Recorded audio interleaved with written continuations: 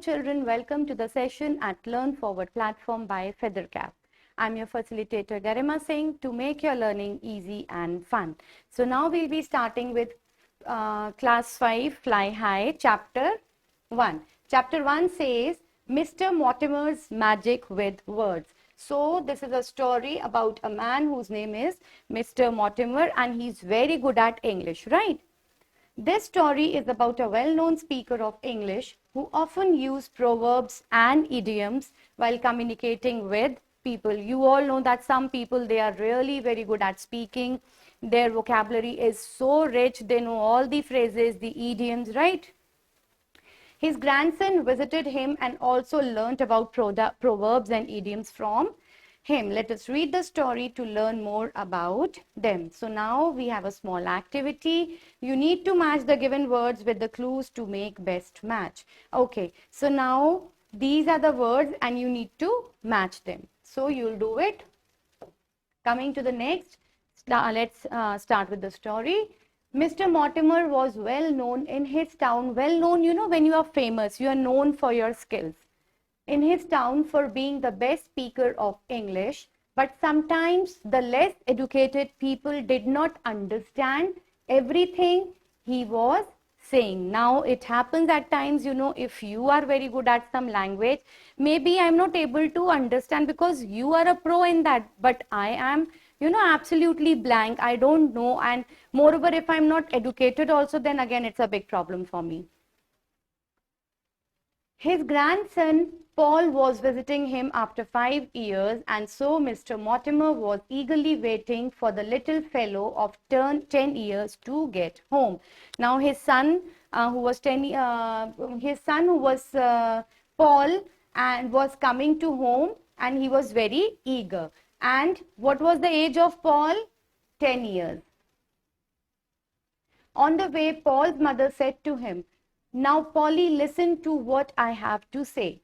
Your grandfather is a much respected man and does not like being asked too many questions." Now, Paul's mother says that, you know, before reaching home, I would like to tell you something, that your grandfather is, you know, a respected man. He's respected in the town or the city where he lives, in the town.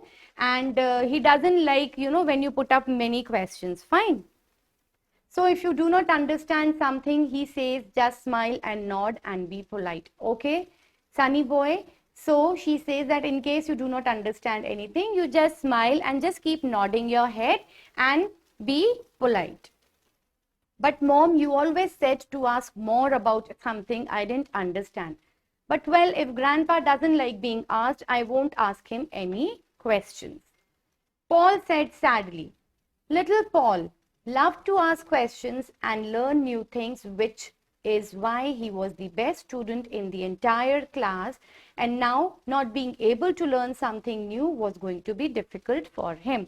Now Paul was an inquisitive learner. He used to, you know, he was very curious in discovering and finding out things, and he was in a habit of asking questions so that, you know, the concept is clear and he can learn a lot many things. But now he was upset because mother already told him that, you know, grandfather does not like to be questioned more, so it's better you do not ask questions again and again.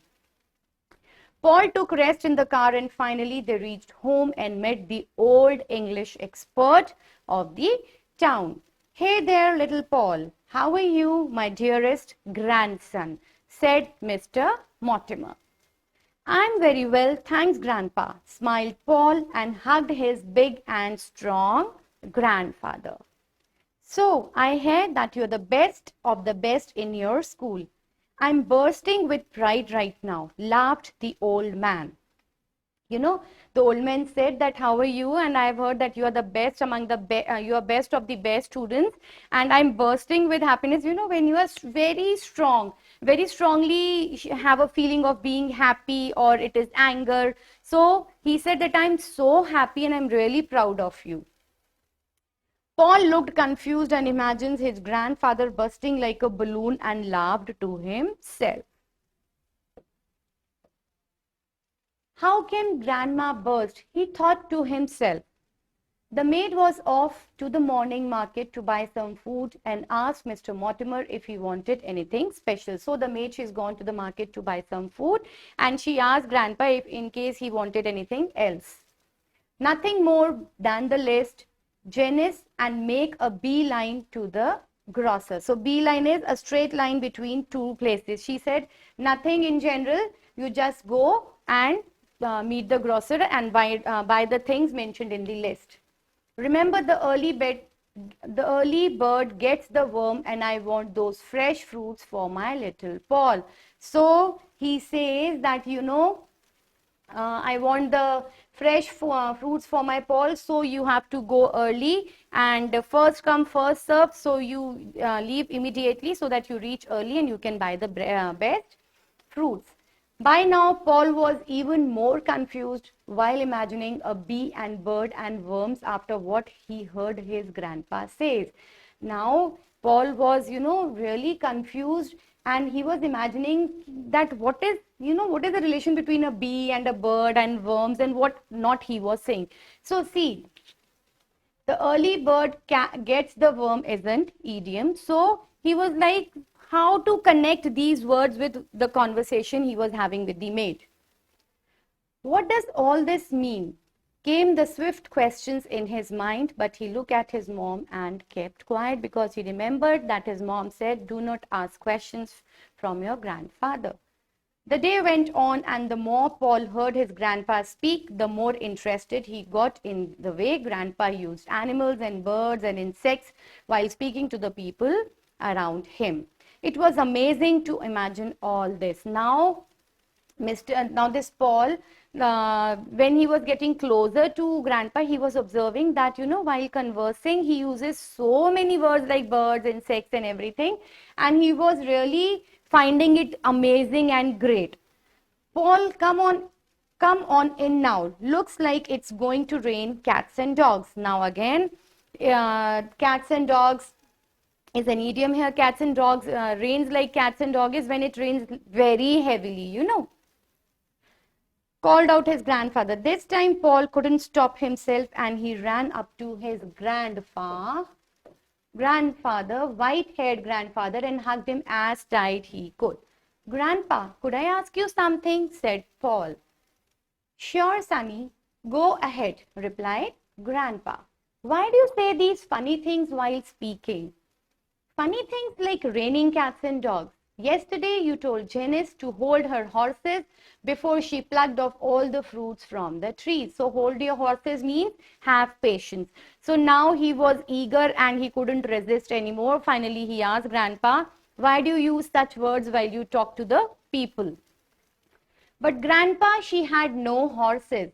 And how will she become a bee or a bird? Now poor Paul was like, you asked her to hold horses, but she hardly has any horse. And what do you mean when you say become a bee or a bird? Will she eat worms? Why doesn't she feel bad when you call all these animals names? So he was really confused and he had so many queries in his mind. Ha ha ha, roared Grandpa with laughter when he saw the confused look on little Paul's face. He was really confused and he was not able to understand anything. Well, little angel, we are going to learn a little about proverbs and idioms and how they came into being used by us, explained Grandpa. So he was not angry, rather than he said, we'll study about it. You see, Polly, in the old English days, in the year 1500 or so, cats and dogs would sleep on the roof of the homes of the people. Those roofs were made of straw. So when it rained very heavily, the animals would slip and fall. So he says, in early times, the houses, they were made up of straw, and the animals, they used to sleep on the roof. So when it used to rain heavily, the animals used to slide down. That was when people said it was raining cats and dogs along with the heavy rain. So it is a idiom. Whenever it rains heavily, we say it's raining like cats and dogs. Okay. We do say it's raining bucket, right? Oh, wow. That's interesting. Will you explain me about the other animals in your sentences? When one bee finds some nectar, it gives a signal to the other bee to come there and gather the nectar. Once the other bees get this signal, they do not waste time going here and there. They go straight to the nectar. So that was when he meant by beeline. He says that whenever the bees, they get to know that there is nectar, they all collect and they do not go here and there. Their only focus is nectar and they go straight to look for nectar. So when I tell Janice to make a beeline, it means she shouldn't go anywhere else. It should be only the grocer to buy the fruits. And as for the bird and worm story, it means that whoever goes well prepared and stands first in a line gets to make the first pick. As I said, first come, first serve. So I wanted Jenny to be the first one to reach the shop so that she gets to choose the best fruits which I wanted for you.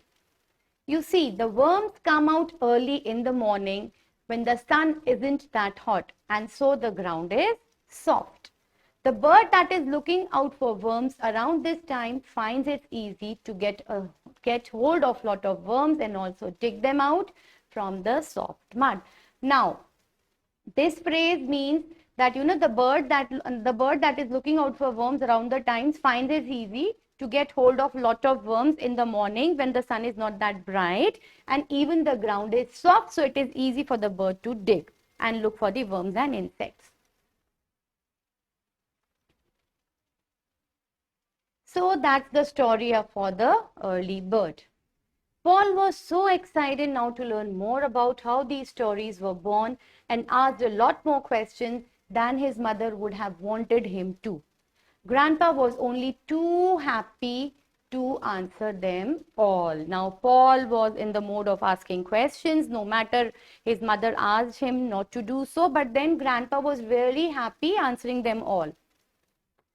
The next week, Janice was busy clearing the house when she heard little Paul say, "Janice, a place for everything and everything in its place." Well, Paul, you have really learned a lot from Mr. Mortimer this past week, haven't you? Sure, as eggs are eggs, replied Paul. So, wow, even he was using such words now. Another week of some exciting grandpa lesson. Paul Mortimer was now ready to get back to his hometown and back to school. He could not wait to use the amazing proverbs and easy idioms he learned from his grandfather. And more than that, he was waiting to learn about the birth of a lot more other ones. He was waiting to learn a lot more of other idioms and these proverbs. All the best, Polly, and come back soon. Here is a bit of pocket money. Remember, many a mickle makes a muckle, smiled Grandpa. So he says, while he was leaving, that you come back soon, and he gave him some pocket money. Many a mickle makes a mickle, smiled Grandpa. Okay. Yippee, thanks, Grandpa. An elephant never forgets, replied Polly as he got into the car and drove off with his mother happily. So that was the story, and now we can make out that really Mr. Mortimer, he had a great, vocab bank, and he was able to use so many proverbs and idioms in his regular conversation. Now let's come to the exercise. Which of the following words means the same as heartily?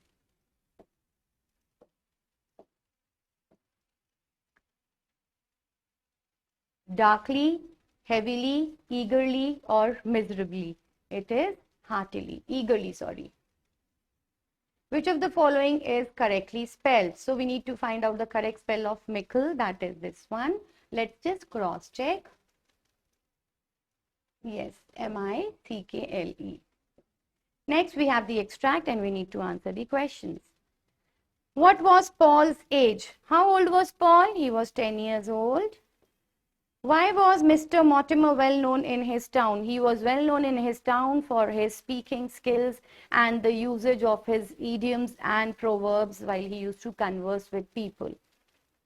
Mr. Mortimer was not waiting eagerly for Paul. False. Paul was visiting his grandfather after how many years? After 5 years. Okay, next extract. Who was excited to learn more about stories? It was Paul. Was Grandpa happy to answer Paul's question? Yes, he was very happy and he explained each and everything. Dash was busy clearing the house. Who was busy clearing the house? Janice?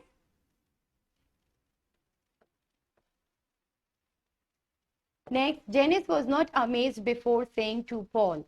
Okay, Janice was not amazed before saying to Paul.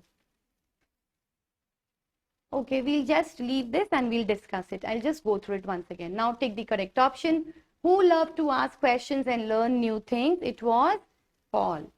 What was the name of the maid? What was the name of the maid? Janice. Absolutely correct. Where did Paul take rest? So while he was going to his grandpa's house, where did he take rest? He took rest in the car. Good. What did Mr. Mortimer give to Paul when he was going back home? So he gave him some pocket money.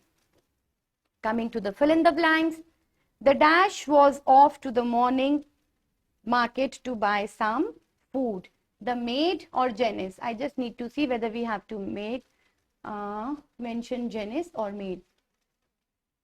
Janice. You can also write the maid, okay? But then we'll write Janice. The maid because it's the, so we will write maid.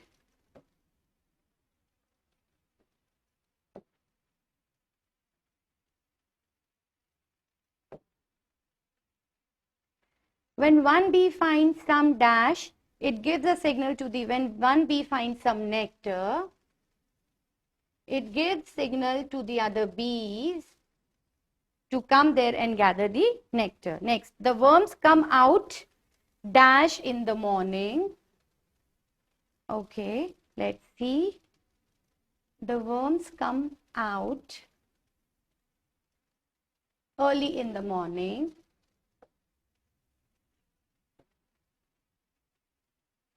When the sun isn't that hot. Paul could not wait to use the amazing proverbs and idioms.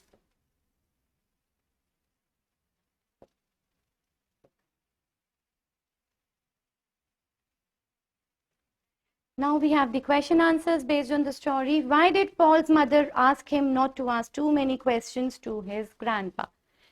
Paul's mother already, awared him, told him that he should not ask so many questions because grandfather might not like it. Why was Paul confused at first when certain things his grandfather said?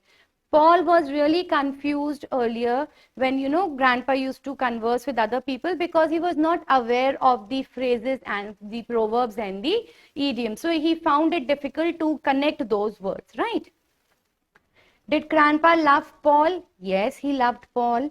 How do you know this? Write some reasons. So how do you know this?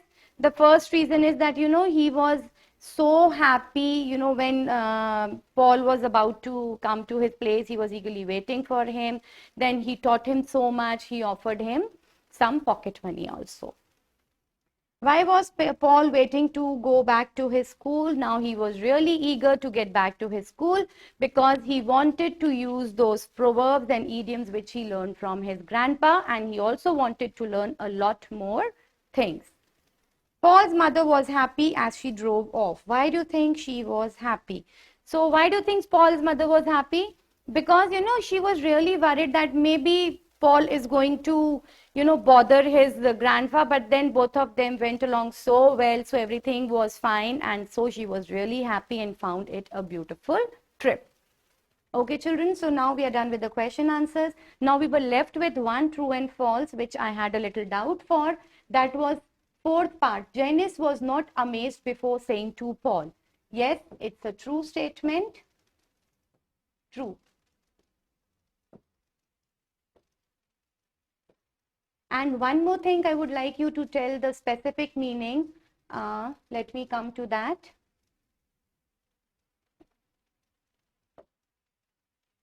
Where's that? Yes. Here when he, grandpa, when he offers some pocket money, you know, as a blessing to Paul, he says that, where is that? Mickle makes a muckle. I'm talking about this. Mickle makes a muckle. He said that, you know, small things, small amounts, when put together, they make large amounts. So this chapter has a lot many proverbs and idioms. I would suggest all of you to write them down, go through, you know, find their meanings, try to make simple sentences, right? So that was all about the story. Hope you all enjoyed reading it. Now you will all read the chapter once again, go through the proverbs and the idioms once again, write the word meanings, write the sentences. See you tomorrow. Till then, take care. Happy learning.